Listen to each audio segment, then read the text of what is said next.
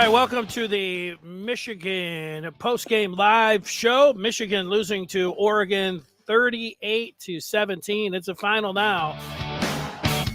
You may have been at that game and had a time to beat the traffic and get home and watch this. They did the overhead with 2 minutes to go, and there were a few fans left, mostly Oregon fans, as the only thing that mattered there at the end is if Michigan was going to cover that 14 and a half, and they didn't do that. And so here we are.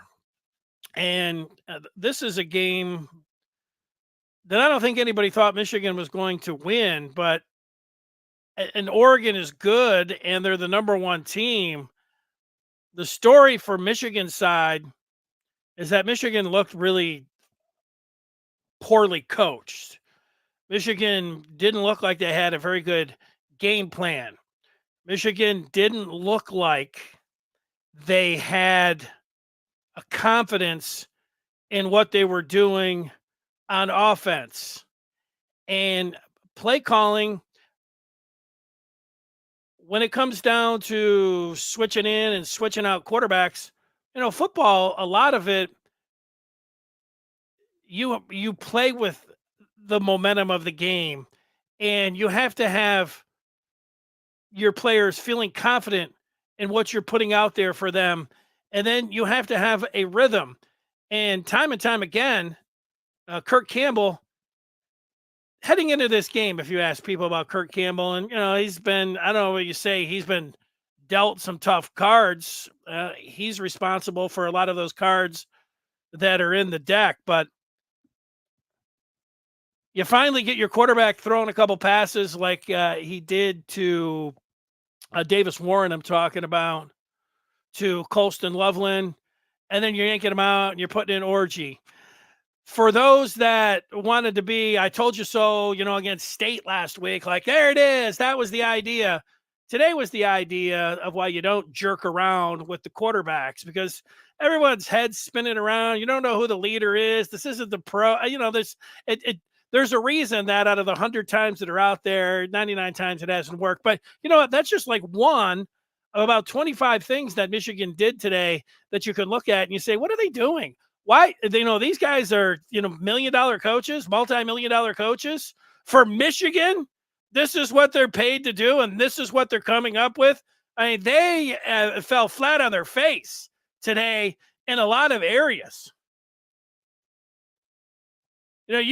Sure, Oregon was going to win this game, but, Michigan, there's a lot of spots in this game where you're like, you have to wonder if Chiron Moore, Chiron Moore is going to get another year, but where your confidence level, you say, okay, he's going to have the offseason, but, he's out there recruiting, he's got a pocket full of money. I would say that if you had your confidence level wherever it was, let's just say it was at a 7, we're a 10, you feel like he was Jim Harbaugh last year, and a 0, you feel like he was Rich Rod or Hoke in his last year. If you were at a 7, today it had to drop to under 50%, like a 3 or a 4. And the only thing you're hanging on to is recruiting, because Moore got a big F today for the way he coached. A lot of the situations, look, you go through them all. And even though Oregon was going to win this game, that was 14-7, Ducks got lucky because the refs didn't, the replay didn't catch the review. I guess they didn't have that angle. Michigan was all mad about that. But, Michigan was in the game. They're down 14-7. They get a punt, and they're in Oregon territory, and they screw that one up. And the plan, we're just people that are watching the game from a million miles away. We're not down there in the football offices coming up with a game plan or anything else. But I got to tell these guys, what in the world were they thinking? Where they thought, we'll just outflank them. We've got this speed that we'll take on with this Oregon defense. They watched the tapes of Oregon playing this year. Oregon's defense is fast. And Michigan, they needed to run north-south, not east-west. And it was repeatedly happening. Kirk Campbell, it might look good when, he was at Old Dominion or, when he was telling, hey, if I had JJ or whatever else, but you need to come up with not only creativity, but some things that guys are going to believe with. And, he is way too predictable. Chiron Moore should have taken over the play calling a couple games ago, because Kirk Campbell is in over his head. And so, you can say, well, maybe, they should get rid of him. I don't, I'll say tonight, I know that sounds like a good idea. And, it's a good thing that, you have your hand on the button, saying, yeah, go ahead and fire him. Because I think a lot of people would push it. My hand would be right over it. We'll see after I talk for a couple of minutes. Maybe I'll just go ahead and push it anyways. Chiron Moore needs to take over the play calling. These are small things that they just have to happen now. I feel like he should be taking over the play calling on the defense, but we'll get to them in a moment. When I watched Oregon's offensive line, Oregon's got really good wide receivers. They lost their best one in Tez Johnson, and yet they still had playmakers all over the place. Their tight end's good. The running back's good. Gabriel can deal, but man, the offensive line, they're giving them all day. When Michigan, it's a 21-7 game. And it's a 4th and 1, and Michigan's kicking a field goal. That seemed like an L. Doing that in the first half. I know Michigan had their top 2 corners out in this game. And their opportunities, this had nothing to do with Kirk Campbell or Chiron Moore, but Tyler Morris needed to come up with a pass down there at the 5-yard line. It hit him in the hands. Maybe they should have been targeting a bigger wide receiver. Maybe they should have recruited some bigger wide receivers. I know that they didn't have any of their Amarian Walker was hurt. So that was another spot where it went by the boards. And that was the series where KC, Kirk Campbell, he's going to bring in Orgy after Warren gets in rhythm, making a couple plays. That's again, I'm only going to say it, because it ends up being where people just focus in. Orgy didn't lose the game. Campbell, Davis Warren played all right, not focusing on it. It's just that particular, it's why I don't like it. As I was watching it, I'm looking, his players, they could say anything they want after this game. We're Michigan. We're only going to look forward to next week, blah, blah, blah. No, they don't. Nobody has faith in any of the play calling that's going on for Michigan. If they had a modicum in belief of what the staff was putting together for their game plan for the week, they don't now.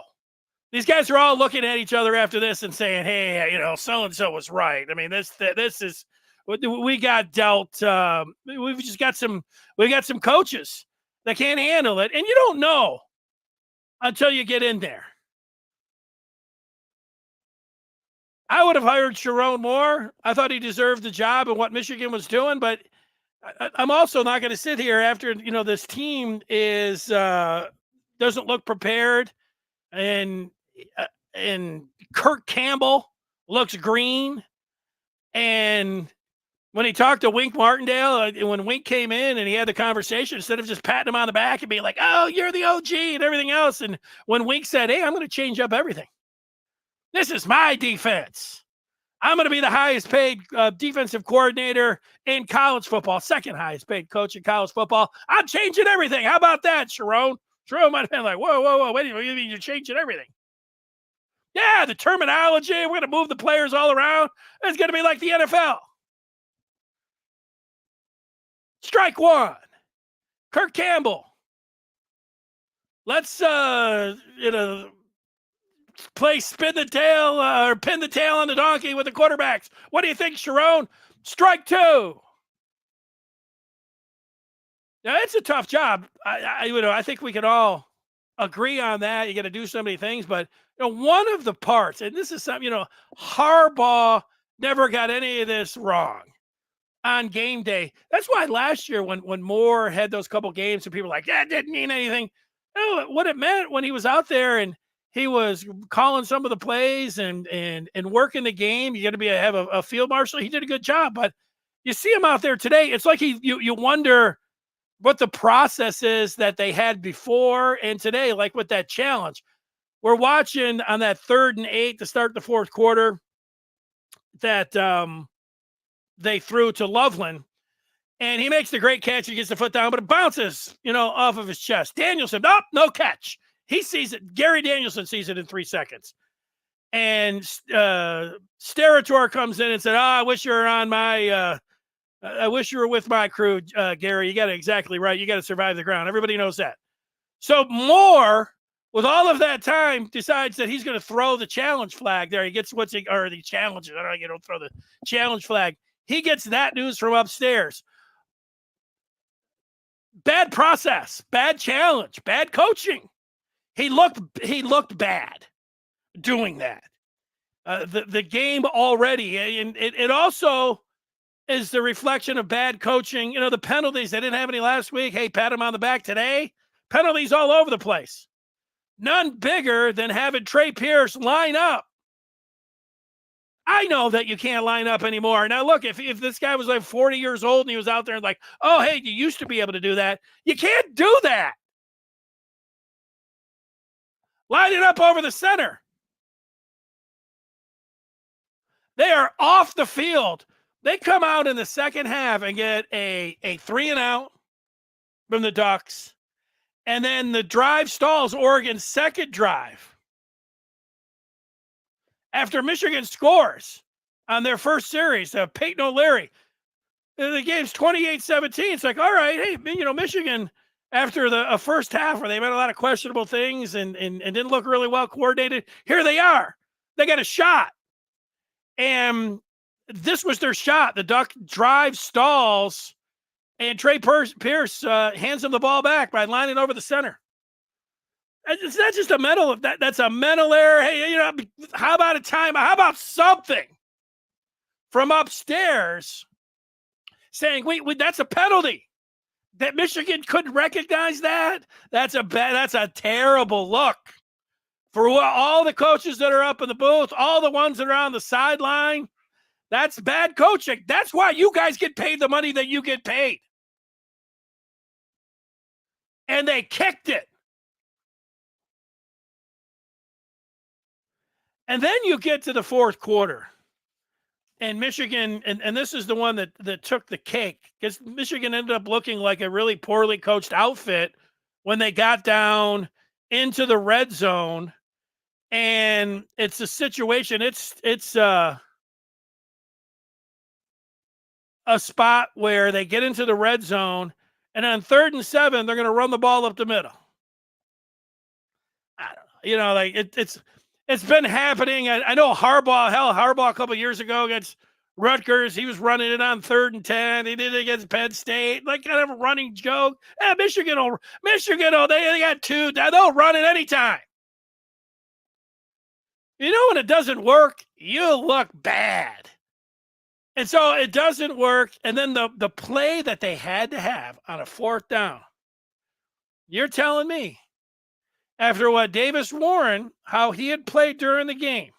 Look, if Davis Warren, busted his leg in half and he had, and okay, all right, this is the play. Calling the play, and the one I'm talking about, what are the, it's a 4th down reverse, where Samaj Morgan is going to throw it back to Orji. An Orji, I don't know, he ran into the boom on the mic. I hope he's okay. They got to get that back. But for that's the only option, when he had somebody else over there.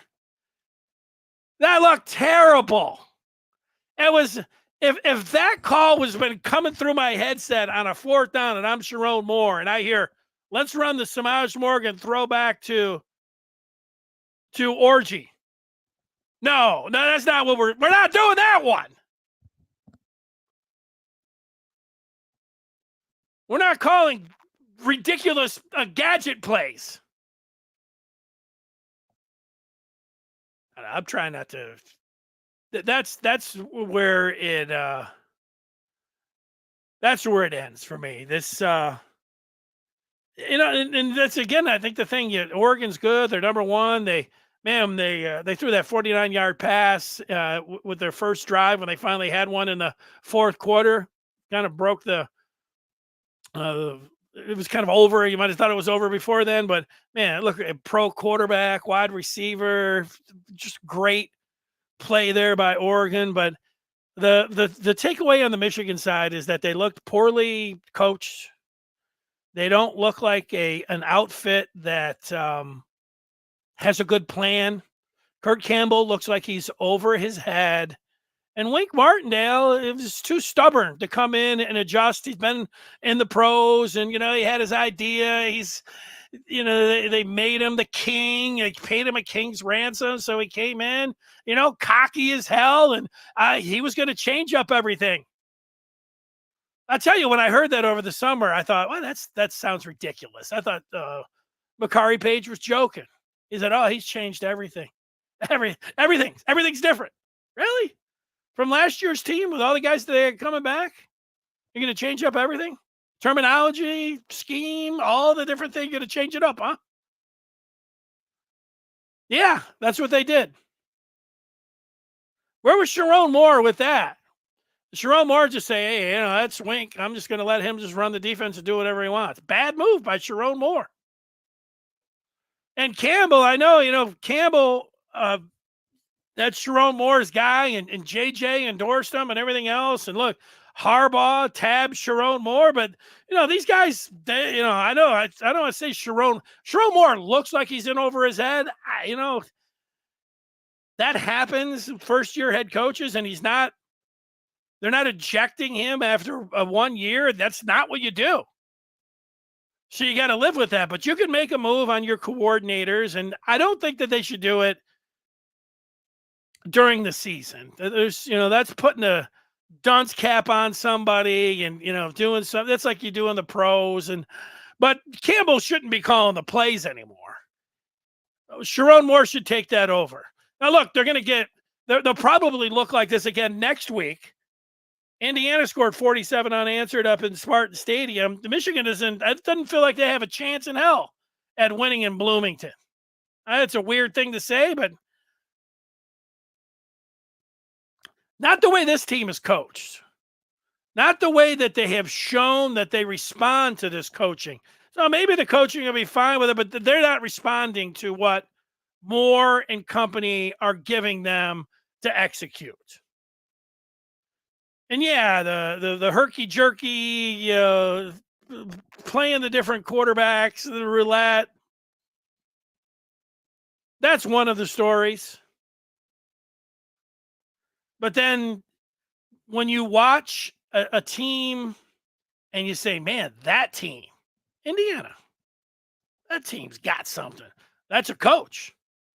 That's a staff. Remember, the number one most important thing in college football, in the pros, I think it's the quarterback. In college, it is the head coach. That head coach has to do everything. He has to be in charge of all of it. It's such a monumental task, an undertaking of all the different things that you have to have right with your staff, the kind of leader that you're going to be, all the other things, the CEO, the command that you have to have over everything. And, Moore is his team has underperformed. And when you look at what they had, it's, there's no passing grade for Chiron Moore. The only thing Chiron Moore gets is that because of how it works with recruiting and you're compelled to stay with your head coach. But, Moore struck out with his coordinators, and you want to go down to the rest of the staff. And I know Harbaugh had to replace guys as he went on too. That's how he's compared. So yeah, that's going to happen here, but that's the reason that Moore's staying around. Nobody at this point is sitting around saying, oh yeah, Coach Moore really looks like he knows what he's doing. Yeah, I know they pulled in a couple recruits this week. So I don't know. I know that makes people feel better. Yeah. Yeah, I mean, that's the story now. The story's when the story is when they're still playing games, when the fans are more interested in what's going off on the field. You've lost the fans. Chiron Moore's lost the fans. And today was an example, even though The Ducks might win it all. Michigan still had a very poor performance. Not all of those things were on Coach Moore, Chiron Moore, sorry, but a lot of those things were. So it was it humiliating? Yeah, and at the end it was embarrassing, but I think the embarrassment was, to me, it was like a pie in the face, some of those red zone calls. The overall game plan, Kirk Campbell, let's hear what the idea was of attacking to the perimeter, or pounding the run on early downs, and looking, because what they ended up doing is looking very predictable. And then it looked like they didn't have any idea, like their game plan. They needed to abort that game plan pretty early about, hey, let's attack the perimeter. Let's get to the out. No, you could see that Oregon had them either they're outflanked or they just had more speed. It's like they, hadn't seen that. So that's where I'm at with it. Poorly coached game by Michigan. That's the way they look today. And looking at the play call, looking at both of the coordinators, how they, how Wink's game plans have come together, and how the defense, the different things that not to say nothing, they haven't put together 60 minutes, but he screwed up. Martindale kicked the can by coming in thinking that he could run an NFL defense or his defense, and he was going to change everything up. And these guys, he's failed at that. And with Campbell, he's in over his head. He doesn't look like an offensive coordinator at a big time college. He doesn't have a feel for play calling and how he's handled his quarterbacks. I mean, he's the quarterback coach and he's the offensive coordinator. Ultimately, it all comes back to Chiron Moore, but I think it's just, again, I think I'm repeating myself. I don't need to do that. Campbell's in over his head. Wink was too stubborn and went with his went with his game plan. And Chiron Moore, ultimately, he's the one that shouldn't have allowed this to get past any kind of. He should have made some changes with their philosophy and what they were planning. Really,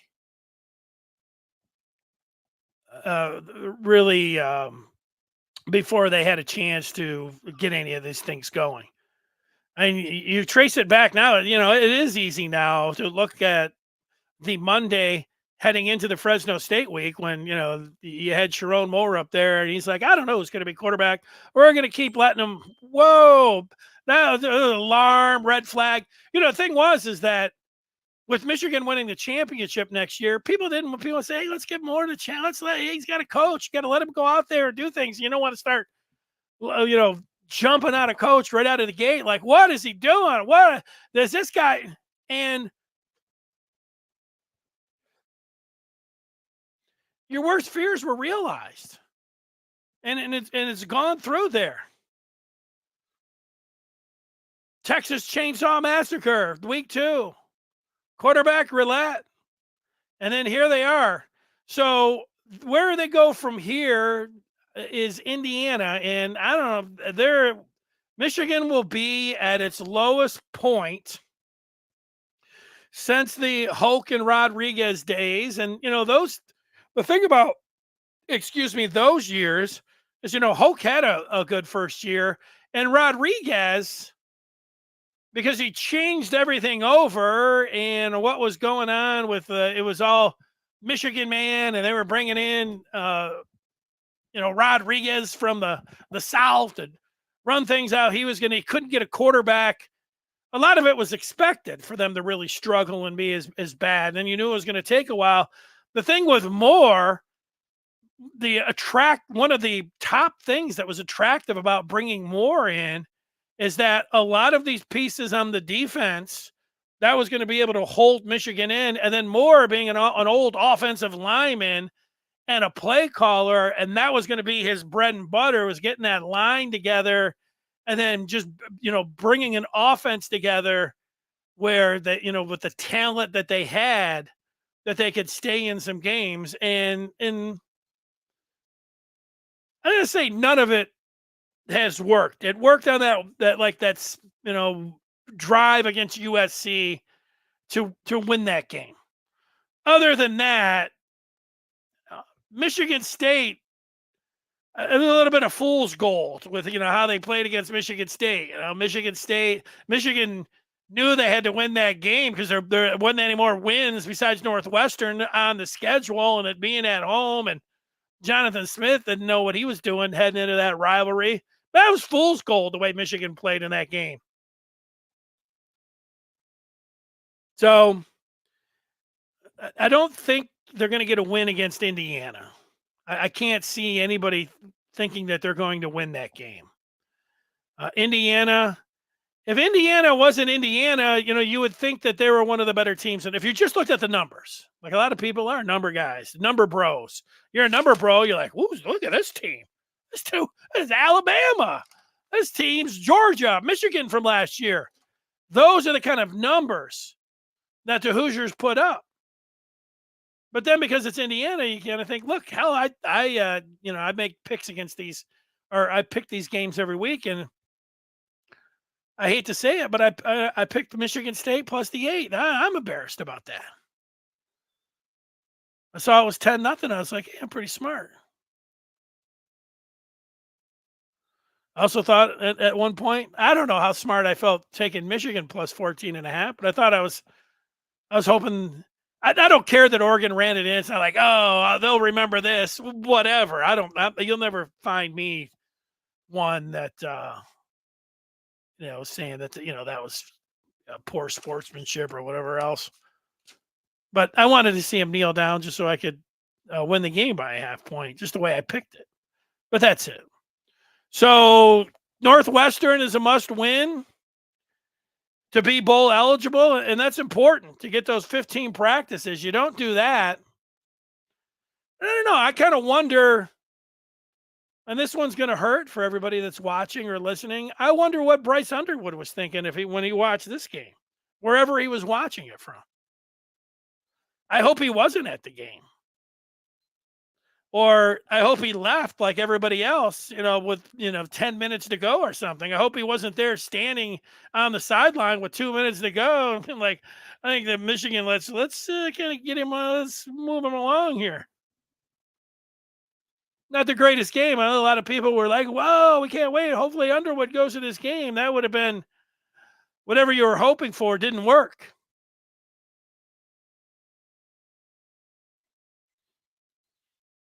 But that's taking it, that's when that's a rock bottom type statement for people that the only thing you have left now with the season, that sounds weird, is, clinging to a long shot for a quarterback down the road.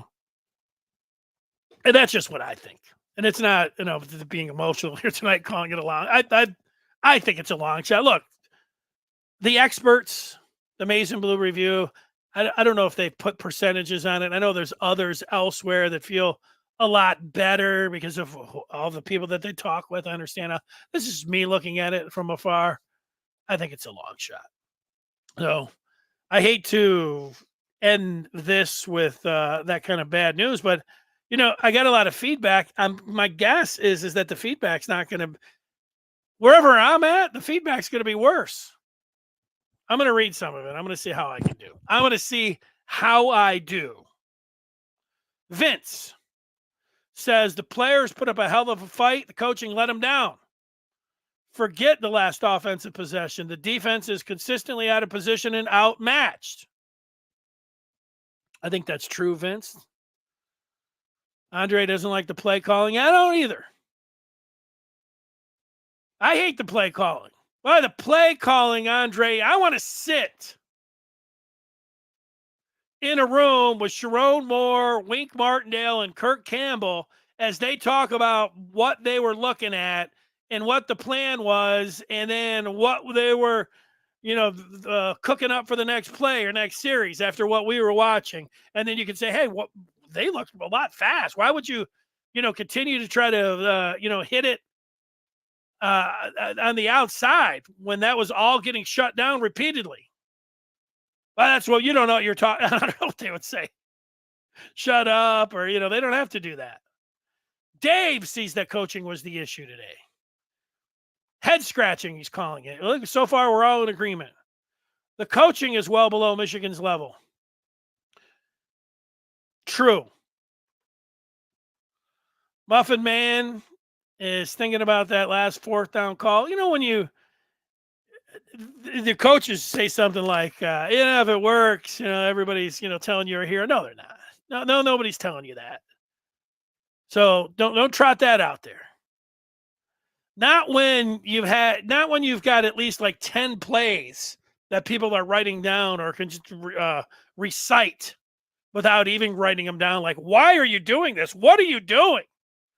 That was just the cherry on top, where it was like, it was the preposterous cherry on top. And sometimes that happens. It's like the coaches. I was at a bachelor party one time, and they had a bunch of gambling for the bachelor. They were shooting dice, and it was you get your number or you crap out. And I was only playing for a little bit. Boom, and I think I lost like 9, 10 in a row. And so then what I at that point thought, hey, I'm just going to get it all back. Am I going to lose 13, 14, 15 times in a row? You know what the answer was? Yes. As I lost 15 times in a row, I thought, I'm pulling everything that I had. I was like pulling my watch off, putting it in the middle. Give me $5 for this. There's no way. And people that are witnessing this, the dice must be loaded or something. Get another set of dice in there. There's no way. And then boom, I lost again. And I said, this has to be some kind of record. And everybody's like, oh yeah, buddy, That was it. Those are the kind of play calls that Kirk Campbell. If I saw Kirk Campbell at a craps table, I'd be going the other way, or I'd be betting against him every time. I don't know. That's not. Greg puts the coaching at 4 out of 10. I'm not. I'm with you on that. It was definitely below a 5 if we're trying to put that number on it. Amy says hard to watch. I'm with you on that. OT feeling nauseous after the Samaj trick play. Yeah, OT it was like the final straw as we're watching it. Kent saying Kirk continually got cute on first down, getting Warren behind the sticks. They kept getting him into obvious passing downs. Kirk needs to go. Might just be an Old Dominion thing. Yeah. Kyle, I'm with you there. Cole says coaching and play calling lost them the game. Horrible on both sides of the ball. Refs didn't help either. First touchdown shouldn't have counted. It 100% hit the ground.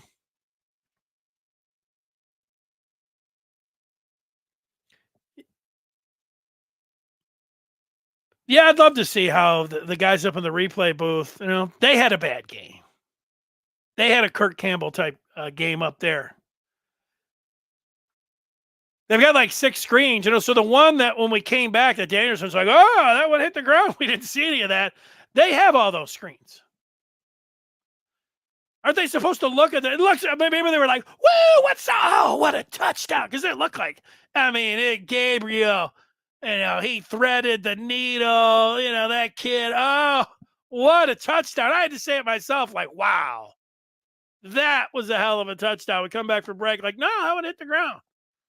So, the guys in the replay booth, their job is to look at that. And I don't know if they got 7 screens, were they not able to? Hey, hold on. Let's have a look at all of them.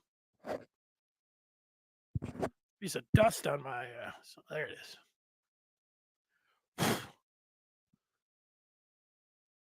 Yeah.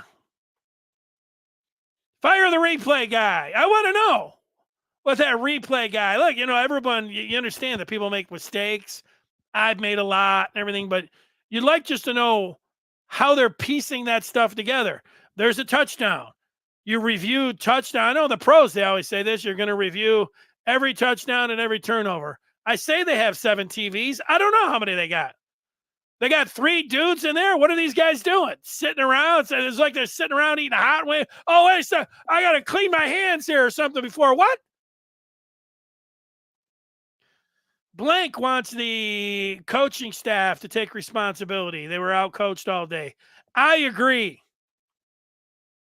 Blank going to the switching quarterbacks. I don't like the switching quarterbacks. I hope they never do it again.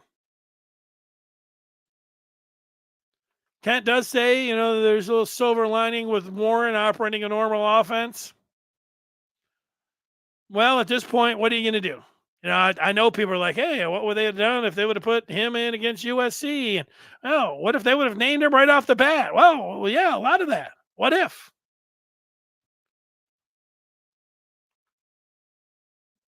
Yeah, Orchie made a hell of a lot of plays in practice and during the week. If guys are making all kinds of plays, like this is the coaches, they don't let anybody in, they don't tell anybody anything, we're totally secretive, and we're worried about people taping us, forget about that. We're worried about, all of this. So it's Michigan. We censor it. It goes back, Bo, probably everybody, but Bo, we're not allowing anybody to know anything. It's very secretive about what's going on. But, Chiron Moore, I've watched him and I've listened to him. Alex Orgy in practice plays like Lamar Jackson. I mean, these guys are like, whoa, woo!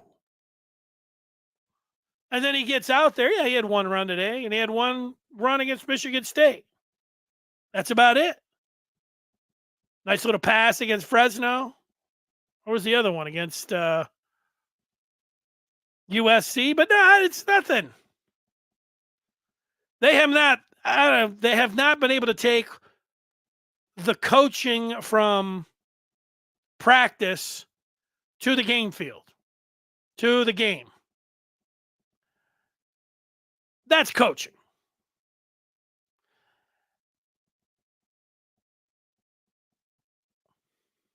We'll take a few more. People are still making their points. I'd like to see a few. Here's a UM getting in. Urabi. We played better than we did against Texas. That's true. John's talking recruiting. It's one thing polling recruits in. It's another thing keeping them. Yeah. Yeah, that's right.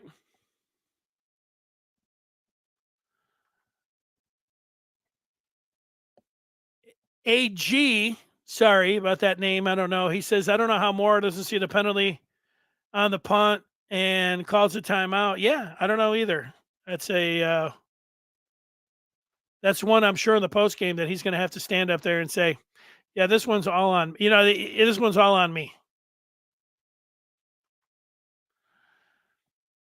So because it is all on him, because it all goes back to the head coach. That's it. Aaron says it's crazy because I watched the game thinking the players played their best game as a team, complimentary football. Yeah, I mean, that's kind of the one thing that I was thinking about too. You start playing the game like, they got screwed on that was a 3rd down. They got screwed on that touchdown pass. That's a pretty big call. I mean, they're 6.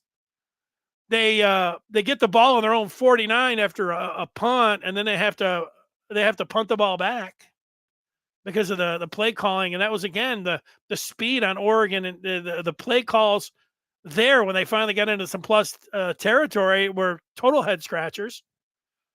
And you could see Oregon's offensive line, they were they had so much time for Gabriel. That was going to be tough. But, so when the game's 21-7 and you get down to a 4th and 1, I would have said to hell with the field goal there. That was another one.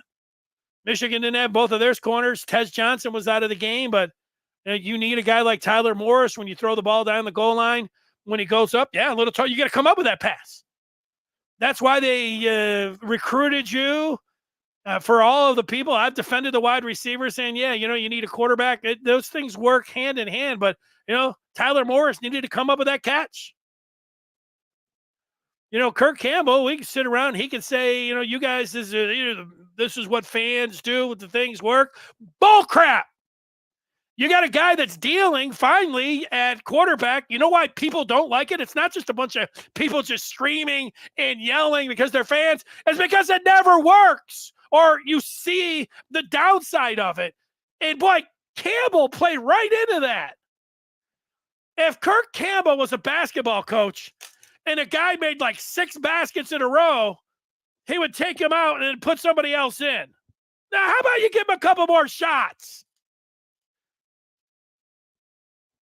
I got to hear people telling me, Urban Meyer really Urban Meyer likes it. That was just in the first half. And the worst, the worst, so none of those things those are bad or think they had chances. To Aaron's point, you get a backup defensive lineman that makes the head scratcher of all head scratchers lining up. The first thing that you are told as a nose tackle, nose guard, defensive tackle is you can't line up over a guy snapping the ball. 100 people out of 100 people know that. Now look, they were doing a bunch of, that's why you do these crazy formations with all the guys out there, because you're thinking, okay, all of a sudden your guys are head spinning. But that's what happened with the coaches too. The coaches must have been all up there like, oh, what's happening? They got played. That's a turnover. That was the biggest flub of the game. And yeah, it's on 95, but it's on the entire coaching staff. And they're up there with their binoculars, and that's what they get paid to do. They kicked that one. However they talk about, this is what we're going to challenge, that's a tough job. If you're up in the booth and you're looking at the replay and you have to decide, go ahead, coach, challenge it, don't challenge it, all of that, you really have to know the rules. You know who really knew the rule? Gary Danielson. He watched Loveland. Oh, what a great catch. Does he get 1 foot down? Oh, he's got one. Oh, it bounces off his chest. You have to survive the ground. That's the rule. Danielson knew it within 3 seconds of seeing it. Moore apparently doesn't know the rule. Now, Moore, I don't know if he's looking at it, but the guys up in the booth, whoever Moore charged with, you guys need to look, know the rules, and tell me when to challenge it or not. Who told him to challenge that? Bad move.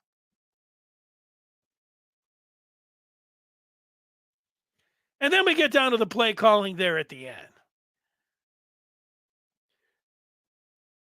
It's hard on a 3rd and 7 to say, hey, why don't you just run it right up the middle? Because they know that I knew they were running it right up the middle against USC, and that worked. They even got down to the goal line against USC. Hey, they're running it right up, and then they just kept doing it. At some point, and it worked for Michigan for the last 3 years as they were winning the Big Ten and they were winning the national championship.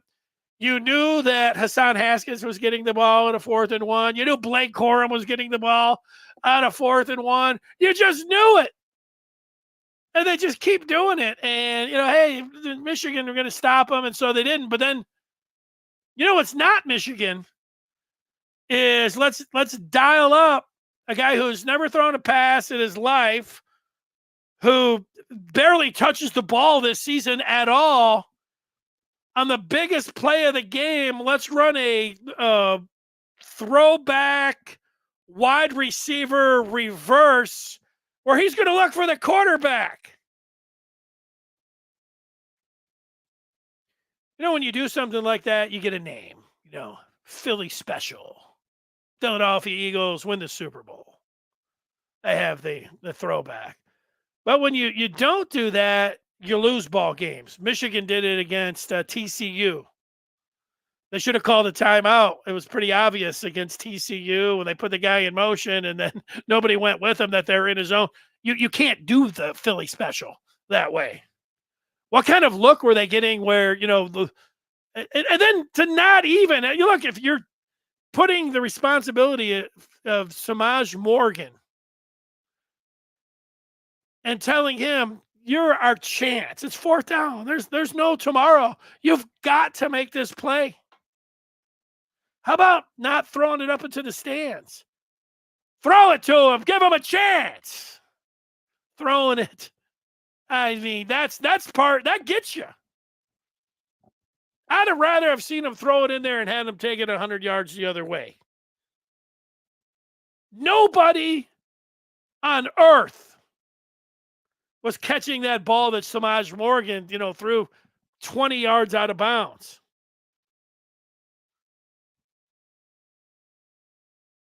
That has to be the worst play call combination execution in Michigan football history. It ranks up there with the Philly Special against TCU as a bad play call. I think that's about it, unless people are just getting in. John's still talking recruiting. They lost Carter Smith, hoping for Bryce Underwood. Yeah, that's the story now. You know what? I know the story of Michigan's football season? Can they beat Northwestern in 2 weeks to be bowl eligible? Can they get Bryce Underwood? That's it. Basketball season starts Monday. That's what's going on. Yeah, covering the spread. He sure did. Oh, we got a Duck fan in here. Let's see what they're saying. As a Duck fan, I was so excited for the Big Ten refs, but they have missed some big-time calls. The drop pass for a TD today was egregious. Yeah, I know the one ref, you look back at it, Roger, I mean, so you get that it's a tough job and sometimes they don't have the eagle. He is in perfect position. He's 5 yards staring right at him. Now, it can be tough to see. So if we're just grouping together the refs with the guys that are up into the booth, they even said it today. In the NFL, it's called a replay assist. In the college, they call it expedited refereeing or something. They did it with a spot in today's game. I think that's what they call it. Something like that. It's close to that. And so you have to, on a score, your diligence. What's the job description of the replay official after a touchdown? Look at all of the replays available and confirm that it's a touchdown. And since that view we didn't see, but once you saw it, I mean, it was as clear as day. Those guys they always say, well, there must have been some other No, those are the guys that have that. It felt like those guys were just sitting back and eating their hot wings and probably they're football fans. Oh, what a great catch. Oh, wasn't that? Go the break. They kicked the field goal, touchdown. Next thing you know, they're coming back and they're showing that one. Like, whoops. I guess we screwed that one up. They say, do we get a written apology? Does it matter? I don't know. Do I want an apology? Do I want anything? It almost feels like you're bailing out Chiron Moore when you ask him about that, because what about the other, 10 things that you did that were as bad as the replay official wiping his hands, from eating his hot wings from missing that play? I don't know. We got a few people that haven't jumped in yet. Ian is talking about Campbell and how he feels more confident with Samaj throwing the ball rather than Davis. Yeah, Campbell likes, he likes dialing up in different ways. He'll put Orgy in at any single time. Pretty crazy. CT at the game. Look like beautiful. It's beautiful weather. It was awesome.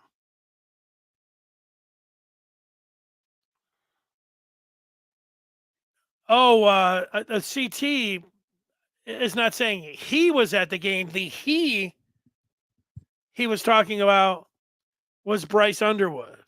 And CT saying he saw the pictures. Yeah, I don't know. I saw a picture and then I saw it refuted by somebody else. So I don't know. Maybe he was. At this point, CT, I'm hoping that he was not at the game. And I don't know. Oregon was just better. Andre's jumping in. Yeah, they were. That was just, the story of the game is that Oregon's number one, and they looked at, and Michigan looked like a really poorly coached outfit. Is that two things? Do I have to? Is there one or the other? Yeah, on the Oregon side, hell, they look like the number one team. They look like they could win the national championship. That's their story. Michigan's story is that they look like a poorly coached outfit. And since, this is the Maize and Blue review, of the story of the game is that Michigan was humiliated by the top team in the country who made big-time plays, but then Michigan repeatedly embarrassed themselves with bad calls of their own doing.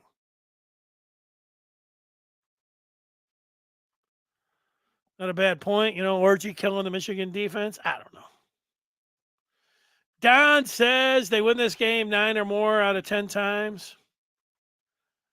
Did they play well enough to beat Indiana? No, Michigan's not beating Indiana or Ohio State. I got news for everybody out there.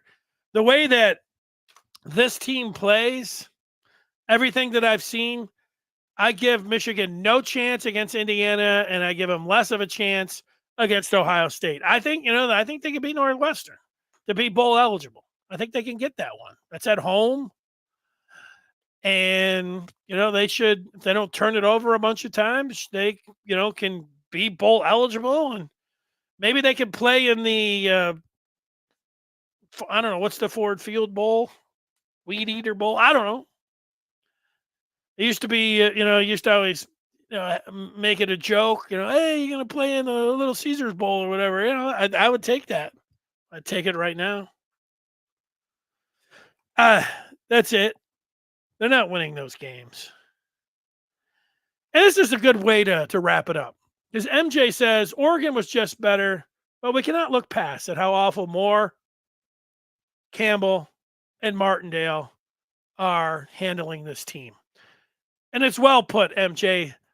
You did a better job than me summing it all up.